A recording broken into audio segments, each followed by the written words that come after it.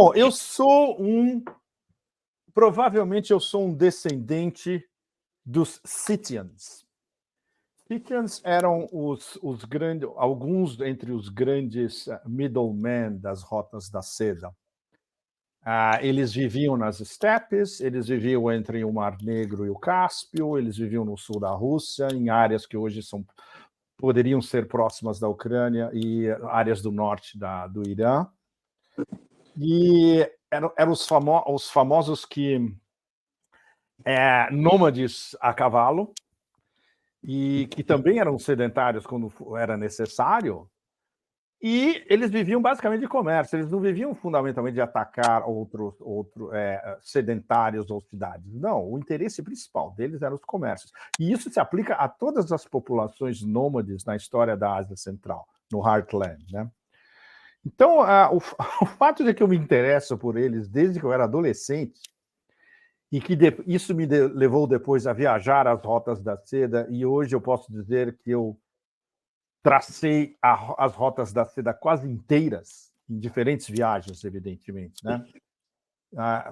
Começando pela grande viagem, que é você começar em Xi'an e ir até a Ásia Central, ou de atravessar a China inteira a partir de Xi'an, cortar pelo Afeganistão e descer indo para o Caxemir, e depois pela Ásia Central inteira, você vem, por exemplo, do Xinjiang, do oeste da China, atravessa pelo Cazaquistão, segue a Ásia Central inteira, o Irã e parar na Turquia, e chega a Istambul.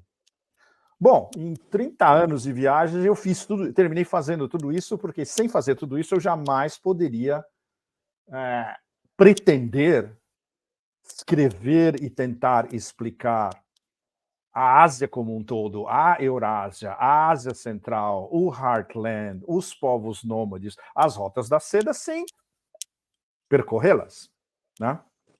Bom, então é o que a idade e a experiência te dá. Você chega a um ponto onde você pode naturalmente falar de tudo isso como se fosse sua casa. E eu me sinto em casa. Eu tenho objetos aqui de todas essas viagens. Especialmente tecidos, cerâmica, pequenas esculturas e o meu fraco, tapetes tribais, né? Que é o que um nômade faz. Um nômade viaja carregando seu tapete. E em várias das minhas viagens, eu levo um tapetinho. Sempre. Ou pego um tapetinho no meio do caminho, por exemplo. Você está no oeste do Afeganistão, você vai num mercado em Herat, você procura um tapete, não acha. Na hora que você está saindo, passa um velhinho carregando um tapete nas costas. Eu olhei e falei, puta que eu pariu, é esse. Aí eu perguntei para o meu intérprete, você pode perguntar para ele o que ele vai fazer com esse tapete? Ele foi lá, perguntou, o velhinho falou, ele ia vender porque ele está precisando de dinheiro. Eu falei, não, fala para ele não fazer nada. Eu compro o tapete dele pelo preço que ele quiser. Aí o que acontece 5 minutos depois? Você tem um tapete Bukhara antigo, do fim do século XIX, que estava numa casinha em Herat, no oeste do Afeganistão, e ele é seu por $50. Inacreditável, né? Pois é, essas coisas acontecem na Rota da Seda. E a Rota da Seda é a definição prática dessa expressão do Xi Jinping, peoples to peoples exchange, como ele diz, trocas entre povos. O X da questão no comércio das rotas da seda de leste a oeste sempre foi trocas entre povos, de mercadorias, de religiões. Foi assim que o budismo, por exemplo, viajou, de sistemas de vida, de costumes, de comidas, de especiarias, de tapetes, de ervas. É assim que funciona. Por isso, talvez seja a minha introdução para dizer para vocês que os chineses, conceptualizando a grande plataforma geopolítica e geoeconômica deles para o século XXI inteiro como novas rotas da seda, é algo que só pode vir de um povo que conhece a sua história muito bem e conhece a história não só da Ásia, como da Eurásia inteira. Os russos entendem perfeitamente, mesmo se eles tivessem chegado depois. As rotas da seda, do ponto de vista russo, começaram depois da invasão dos mongóis, dos tártaros, depois. Os persas sabem disso muito bem, porque vários desses povos nômades originais eram vizinhos à Pérsia tradicional.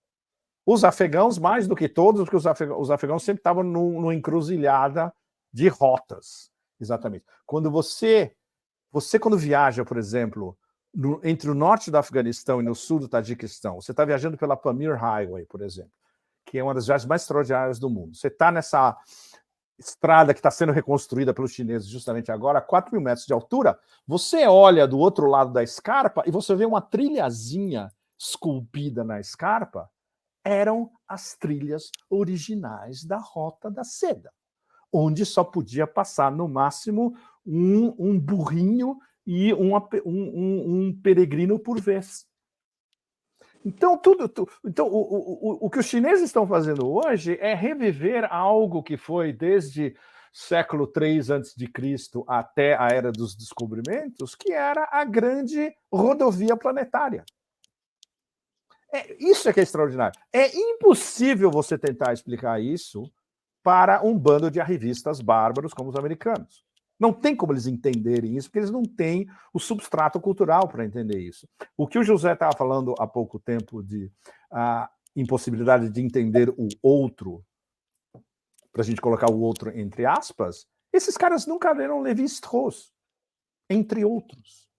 Eles nunca leram o Fernand Braudel. Eu discuti isso com um acadêmico americano de Princeton, anos atrás. Falou, ninguém lê o Braudel na academia americana. É um absurdo. Se você não lê o Braudel, você não vai entender como funciona a civilização mediterrânea.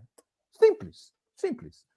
Então, todos esses fatores culturais, históricos, etc., se entrelaçam nessa nova grande narrativa que coube aos chineses, não por uma coincidência histórica, mas eu digo por um entroncamento histórico ideal de eles conceptualizarem a noção de novas rotas da seda no século XXI, em vez agora de tapetinho no lombo do burrico levando especiarias, é high-speed rail, é pipelines, é fibra ótica, unindo todas essas civilizações, esses polos multipolares através da Eurásia, no norte da África também, boa parte da África, chegando à América Latina também, porque as rotas da seda se expandem no mundo inteiro, como um vetor geopolítico e geoeconômico de união, que é o absoluto oposto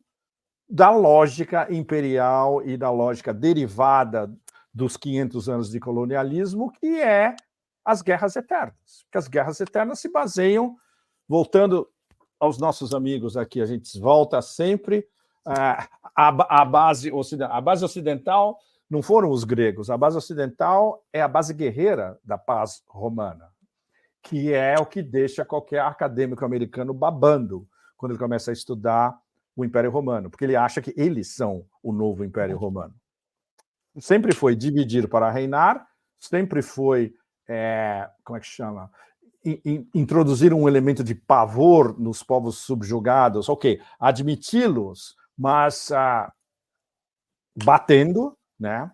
E depois eles, ok, que maravilha, agora somos cidadãos romanos, etc e tal. Mas não era um bed of roses, né? Não era um mar de rosas para ninguém. Antes eles tinham que ser vencidos e eles tinham que subjugar a sua soberania à paz romana.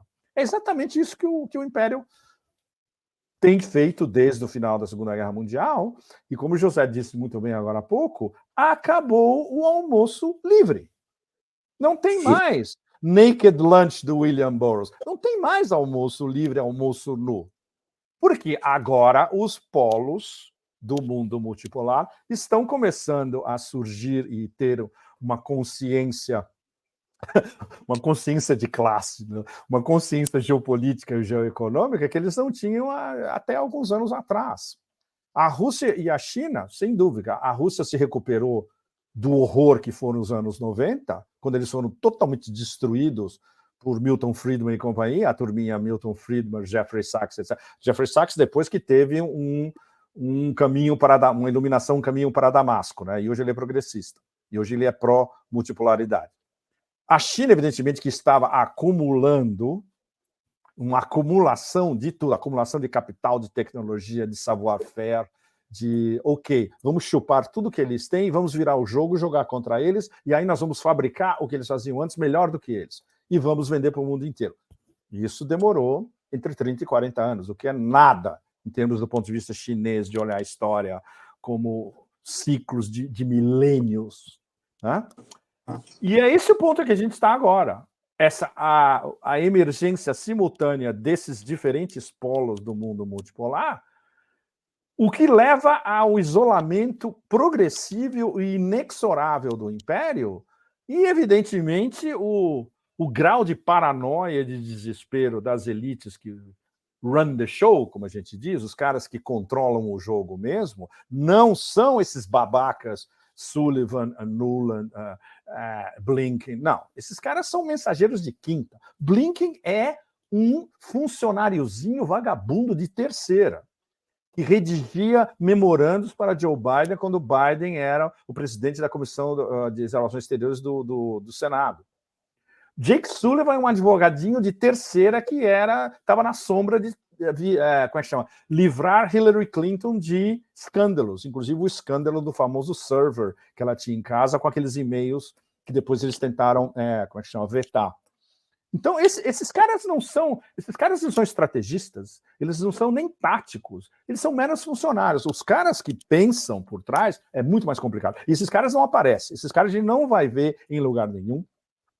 Esses caras você vai ver em almoços e jantares privados no Harvard Club em New York City. Esses caras você vai ver em restaurantes onde tem as salas privadas onde ninguém entra, nem o pessoal que trabalha no restaurante. Esses caras você não vai ver em Davos, no Bilderberg, etc. e tal. Eles mandam as ordens para os caras que vão para Davos e Bilderberg. É assim que funciona. Esses caras estão naqueles clubes privados em St. James, em Londres, onde para entrar você só entra se um membro te levar e você é vetado antes de ir, mesmo para comer um curry com um dos membros que te convidou. É assim que funciona. E isso não é conspiração. A vida real, em termos de elites de poder, é assim que funciona. Então, e esses caras agora estão olhando, opa, está surgindo um polo chinês, está surgindo um polo sudeste asiático, está surgindo um polo na América Latina que começa a se unir de novo, está surgindo um polo pan-africano. E o que os leva ao desespero absoluto? Pode estar surgindo um polo islâmico, que ainda não se configurou, porque a divisão interna do Islã, e isso é algo que você aprende indo para Mali, indo para Tajiquistão, indo para o Golfo Pérsico, indo para o Iraque. A divisão interna de tudo, sunitas, xiitas, sufis, etc., alauis, e especialmente entre a rua árabe, como a gente a conhece, pode ser em Amman, pode ser em Bagdá, pode ser em Beirute, etc., e os dirigentes, o abismo ainda é gigantesco. E isso foi provado nesse último fim de semana, nessa conferência patética da Organização da Conferência Islâmica junto com a Liga Árabe, onde eles soltaram uma declaração final que você lê e fala, mas isso é que 57 nações islâmicas juntas na mesma sala são capazes de fazer e incapazes de condenar um genocídio com medidas práticas? Não, fizeram nada. Fizeram uma declaração blá, blá, blá, como o José falou, de uma ONU já falida. Alá uma ONU falida. E que não vai mudar o genocídio em andamento em qualquer smartphone do planeta inteiro. É a primeira vez na história da humanidade onde você vê um genocídio ao vivo, 24 horas 7, no seu telefone. E ninguém é capaz de fazer nada para parar isso. Esses caras poderiam ter feito alguma coisa. Claro, nenhum deles vai arriscar a grana pesadíssima que eles têm no sistema financeiro entre Londres e Nova York. Eles não vão se arriscar. Especialmente aqueles babacas do Golfo Pérsico. De jeito nenhum. Mas os que tentam fazer alguma coisa ainda é num raio relativamente limitado em termos de enfrentar o poder de fogo do Império junto com o seu aliado, entre aspas, ou a gente não sabe mais qual cachorro abana o rabo, que rabo abana o cachorro, e a gente nem sabe mais quem é o cachorro, Israel. É o eixo da resistência. Então, quem tem culhões para estar fazendo alguma coisa, ainda que em pequena escala? Ansarullah, no Iêmen. Os Houthis são machos mesmo. E como eles estão enfrentando uma guerra, faz 7, 8 anos, lançada com tudo o firepower possível pela Arábia Saudita e depois pelos Emirados. Os Emirados saíram, mas era basicamente uma guerra da Arábia Saudita contra o Iêmen, e eles sobreviveram, eles sabem o que isso significa. Então eles vão defender os palestinos, mesmo com seus pequenos mísseis, tudo bem. O eixo da resistência, onde entram todas as milícias do Iraque, que são, algumas delas são ultra... Eu conheci esses caras lá, o Rashid al-Shabi. Esses caras são muito fodidos, mas eles não têm equipamento suficiente para ir contra Israel. Eles atacam, e vão continuar atacando bases americanas no Iraque. Milícias na Síria, a mesma coisa. E, evidentemente, o Hezbollah, que é outra história. Aí o Hezbollah entra o pensamento geoestratégico de um grande líder islâmico, xiita, respeitado por sunitas, pelo espectro inteiro, Hassan Nasrallah. E os últimos 2 discursos do Hassan Nasrallah é um negócio absolutamente espetacular. Ele faz uma espécie de fusão de Sun Tzu com pensamento xiita e guerrilha. Basicamente, ele anunciou nesses 2 discursos. O que a gente está fazendo, basicamente, aqui é um sistema chinês. É uma morte por 1000 facadas. Então, a tática deles contra os Estados Unidos e Israel não é um ataque frontal. Não vai ser 10 mil, 20 mil mísseis saindo da fronteira do sul do Líbano atacando Israel. Não, vai ser uma morte por 1000, 10 mil, 100 mil facadas. E essa é a morte, essa morte e tortura chinesa é a pior de todas. E se tem algum analista americano capaz de enxergar além do discurso do Nasrallah, o que ele disse mesmo, eles devem estar ainda mais apavorados. E tem alguns israelitas que já perceberam que pode ser isso e que eles já começam a dizer abertamente, claro, esses são anti-Bibi e anti-sionistas. Eles falam, vai terminar desaparecendo, esse negócio vai terminar desaparecendo, essa excrescência vai terminar desaparecendo. Vai demorar muito tempo. E o eixo da resistência, eles sabem como fazer. Eles já viveram o que o Império jogou contra eles e não os conseguiu destruir. Agora é o blowback.